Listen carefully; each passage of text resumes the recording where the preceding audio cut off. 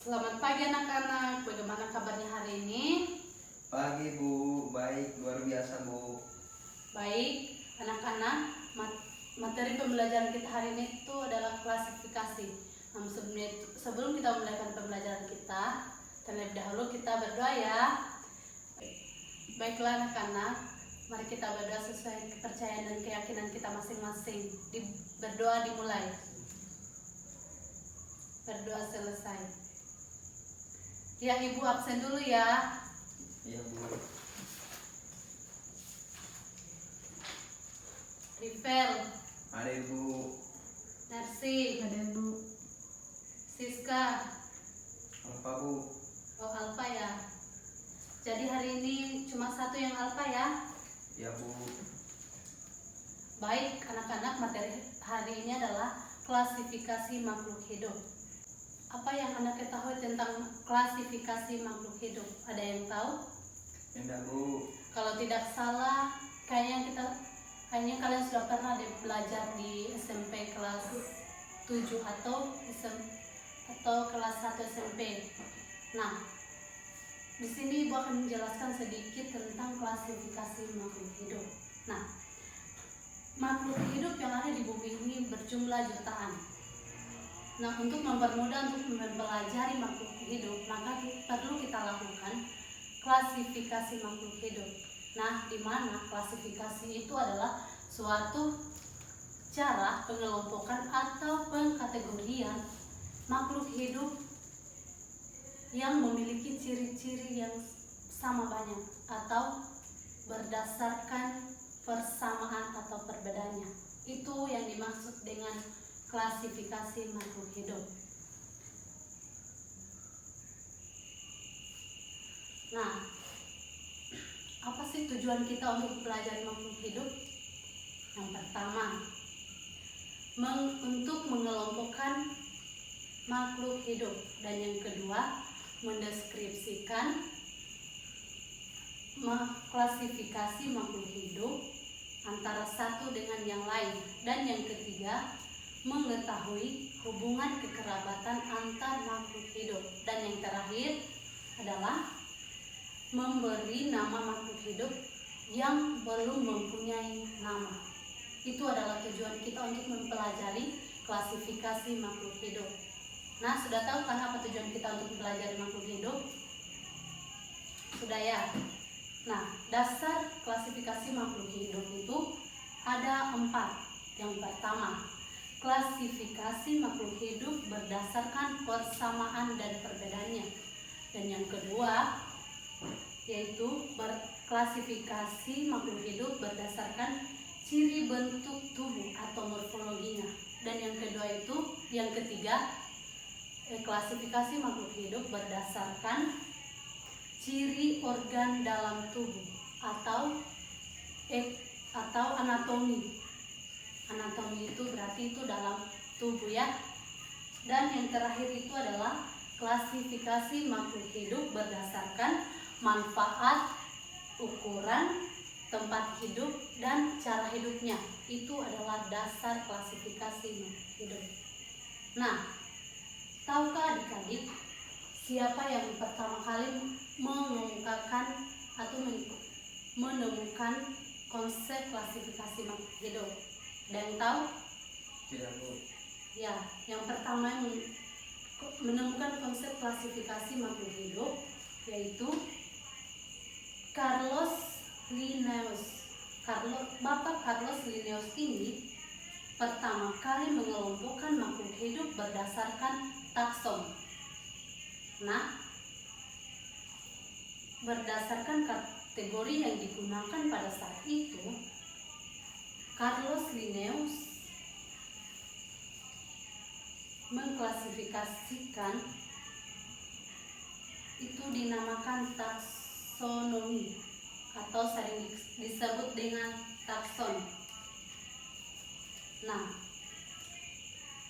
ilmu tentang klasifikasi dinamakan taksonomi dan setiap tingkatannya itu disebut dengan takson. Nah, contohnya begini. Misalnya, urutan takson pada makhluk hidup seperti takson pada hewan. Yang pertama itu adalah kingdom atau kerajaan. Yang kedua itu adalah filum. Yang ketiga kelas. Yang keempat ordo. Yang kelima famili, genus, dan spesies. Itu adalah takson pada makhluk hidup hewan. Nah, pada tumbuhan sendiri itu memiliki taksonnya sendiri atau berbeda dari takson hewan.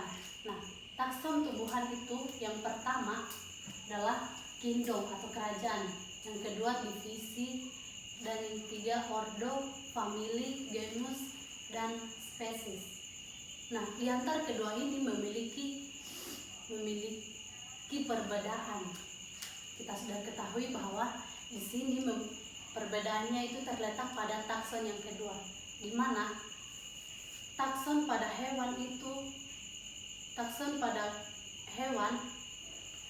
yang yaitu di filum, sedangkan tumbuhan itu adalah divisi. Nah, itu yang membedakan antara hewan dan tumbuhan terletak pada takson yang kedua. Jadi, perbedaan antara kedua hewan dan takson tumbuhan hanya terletak pada takson yang kedua. Nah, semakin banyak jumlahnya, semakin ke atas maka jumlahnya semakin banyak. Tapi kalau semakin ke bawah maka semakin banyak persamaan ciri yang ada dalam takson tersebut. Nah,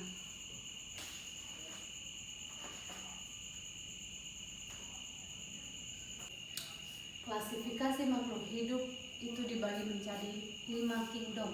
Yang sering digunakan merupakan cara pengelompokan yang dikemukakan oleh Robert H. Whittaker pada tahun 1969.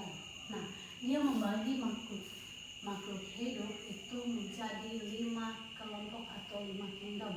Nah, yang pertama itu adalah Monera, yang kedua itu Protista, ketiga Fungi atau yang sering kita sebut itu jamur, yang keempat plantae atau tumbuhan, dan yang kelima kingdom animalia atau hewan. Nah, kingdom yang pertama adalah kingdom Monera. Kingdom Monera termasuk kingdom makhluk hidup yang paling sederhana karena hanya dapat dilihat menggunakan mikroskop. Contohnya seperti bakteri dan ganggang hijau biru. Nah, ciri-ciri itu sendiri adalah bersifat prokaryotik atau tidak mempunyai membran inti sel, dan yang kedua itu uniseluler atau bersel tunggal. Itu adalah Monera. Nah, Monera ini dibagi menjadi 2, yaitu Archaeobacteria dan Eubacteria, bakteri atau ganggang atau alga. Nah, yang kedua itu adalah Protista, di mana Protista adalah makhluk hidup yang bersel satu atau bersel banyak dan telah memiliki membran inti atau selnya bersifat eukariotik. Protista bukan merupakan hewan ataupun tumbuhan, hanya menyerupai sifat yang menyerupai hewan, tumbuhan, dan jamur. Namun tidak termasuk dalam tumbuhan ataupun hewan. Nah, semua makhluk hidup eukariotik yang merupakan hewan dan tumbuhan masuk dalam kelompok Protista. Ciri-ciri dari Protista yaitu bersifat eukariotik atau mempunyai membran inti sel dan uniseluler atau multiseluler. Itu adalah ciri-ciri dari Protista. Dan yang ketiga adalah fungi atau jamur.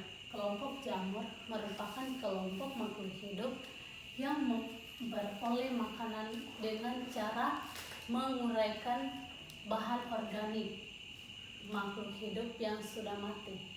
Jamur tidak berklorofil, berspora, tidak mempunyai akar, batang, dan daun.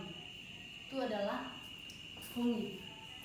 Nah, ciri-cirinya itu eukariotik, tubuhnya bersifat uniseluler, dan ada juga multiseluler. Selanjutnya, tubuhnya terdiri dari hifa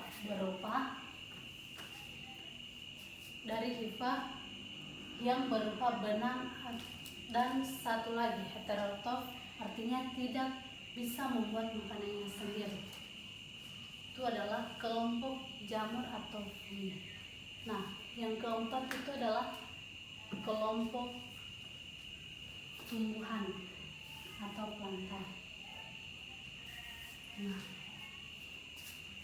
kelompok ini beranggotakan makhluk hidup bersel banyak yang mampu berfotosintesis. Kemampuan fotosintesis ini dikarenakan adanya klorofil di dalam kloroplas. Nah, klorofil ini memanfaatkan energi cahaya matahari untuk melakukan fotosintesis. Nah, perbedaan lain antara tumbuhan dengan makhluk hidup bersel banyak adalah dalam struktur selnya. Ciri-ciri dari kingdom plantae atau tumbuhan yang pertama itu eukariotik, multiseluler, dan autotrof atau dapat membuat makannya sendiri melalui proses fotosintesis. Contohnya seperti lumut, sama paku itu adalah salah satu contoh dari plantae.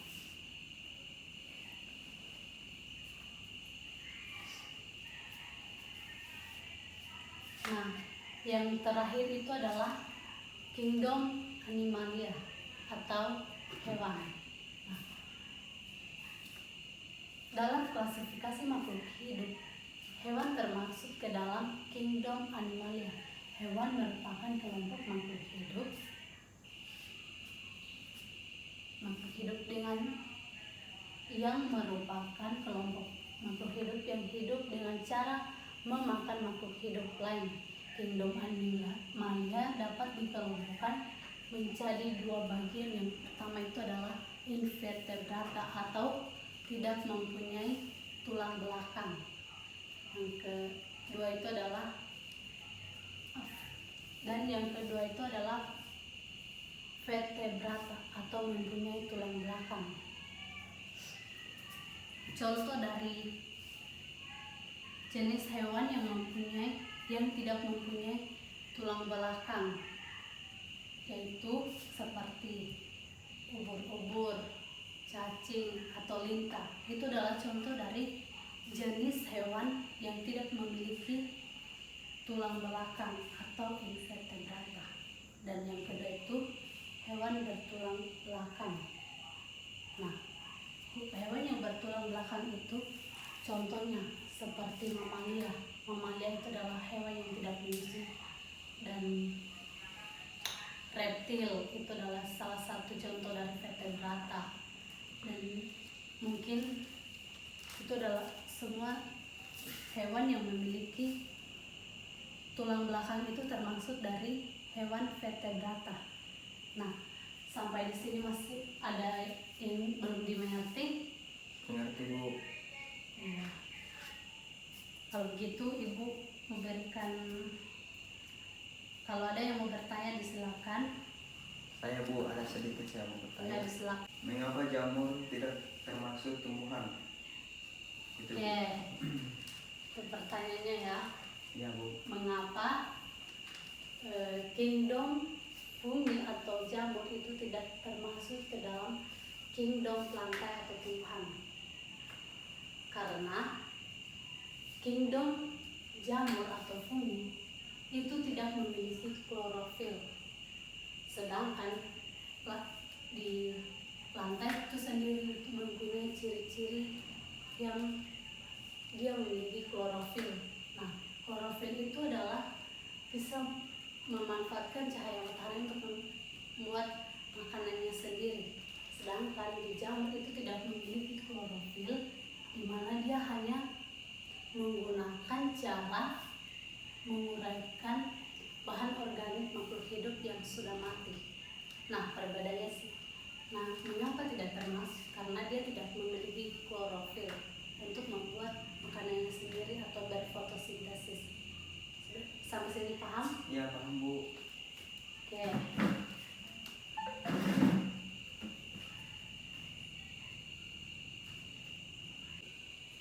Apakah masih ada pertanyaan? Tidak ada Bu, sudah mengerti. Sudah mengerti ya? Kalau begitu, Ibu akan simpulkan pembelajaran kita pada hari ini. Nah, klasifikasi makhluk hidup adalah suatu cara mengelompokkan makhluk hidup berdasarkan kesamaan ciri yang dimiliki. Itu adalah pengertian dari klasifikasi. Nah, tujuannya untuk mempelajari makhluk hidup itu adalah mengelompokkan makhluk hidup antara satu dengan yang lain. Kedua, mendeskripsikan ciri makhluk hidup dengan makhluk hidup yang lain. Nah, yang ketiga itu mengetahui hubungan kekerabatan antara makhluk hidup dengan yang lain. Terakhir itu memberikan nama makhluk hidup yang belum diketahui namanya. Nah, dasar klasifikasi makhluk hidup itu berdasarkan persamaan dan perbedaannya. Perbedaan yang dimiliki, ciri, bentuk tubuh atau morfologi. Klasifikasi makhluk hidup berdasarkan ciri organ dalam tubuh atau anatomi. Klasifikasi makhluk hidup berdasarkan manfaat, ukuran, tempat, dan hidup dan cara hidupnya. Nah, yang terakhir itu adalah klasifikasi yang makhluk hidup dibagi menjadi 5 kingdom. Itu yang seperti tadi, Humera, Protista, Fungi, Lantai, dan Animalia. Mungkin hanya itu kesimpulan.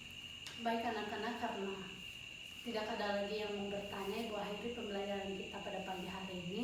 Nah, untuk minggu depan kita akan belajar tentang pertumbuhan dan perkembangan. Nah, pelajari memang itu di rumah, supaya kalau Ibu masuk bisa tanya-tanya dulu pada kalian. Nah, untuk mengakhiri, karena tadi kita dibuka oleh doa, maka kita ditutup pula oleh doa. Nah, sebentar mari kita berdoa sesuai keyakinan dan kepercayaan kita masing-masing. Berdoa dimulai. Berdoa selesai. Ya, sampai di sini pertemuan kita. Sampai ketemu minggu depan. Wassalamualaikum warahmatullahi wabarakatuh, atau selamat pagi. Pagi Bu.